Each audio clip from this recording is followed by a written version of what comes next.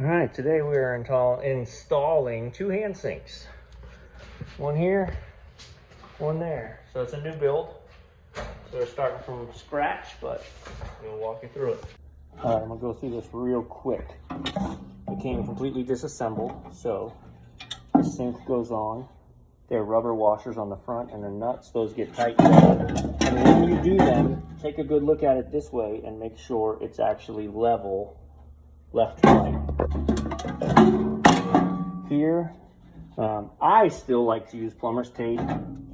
Technically, you shouldn't have to use plumber tape the way it is, but I'm just always going to do it. Very standard. So I didn't have to check before I came. Sinks are 1/2 inch and 3/8 coming out. So you've got a 1/2 inch on one side, 3/8 on the other. Sometimes these are 1/2 inch, but generally not. 3/8, and 3/8 actually means a 3/8 piece of copper could be slid down in between that collar and then tightened down. So for our purposes, these get removed. Okay, and then our water line's going to go right on there. As far as the basin goes, right, so it comes with this. You know, I'm open to comments. I've been dealing with these for a hot minute, and what seems to work best for me is that obviously there's a rubber gasket that gets placed on this side. So when that goes down, it's sealed. There's always a paper washer. I put that paper washer on the bottom. And the reason I put it on the bottom is there's like a slick side and a not slick side. I put the slick side facing the nut so that as I try and put torque on this, it's not just dragging the steel of the bottom of the sink, it's getting on that paper washer. I've seen people who, when I took this off, it was just like this, right? So just now I bought this, or when this came from here, this is how it was. So you would think this is how it goes back on. I don't think so.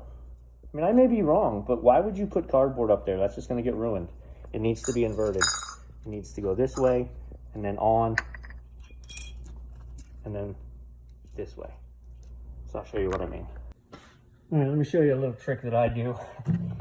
I've got to clean how nice my water lines are.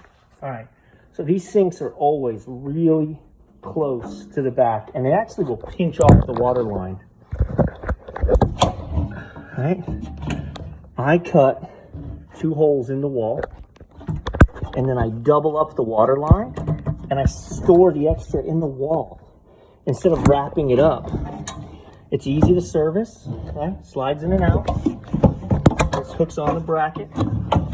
I leveled all this before I set it up, right? And now your water lines are clean. You don't have all this extra stuff hanging up. And then I'll literally just take some great stuff and seal the holes from a pest prevention standpoint, and we're good to go. Yeah, man, it's just so much cleaner and nicer. I mean, it saves the mess you make, but the end result's cleaner. Okay, so the pipe gets cut. There's this 1.5 inch adapter that goes on. I use clear PVC in the restaurant. That way we don't have big purple ugly around. So that goes in, the tailpiece runs in with the rubber gasket. All right, that way. Better to be lucky than good. I'm gonna have to trim this. Look at that, I miss it like this much. So you normally have to trim these down to be the right length. And I was gonna say, man, we are so, I might.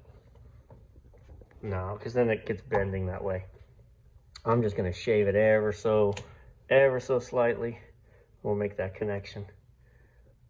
Should be set to go on this one. All right, so see how it's a nice square in there, and even when the water shuts off, it goes down. That's why you gotta level it. So no leaks either unit. Working good. Boom.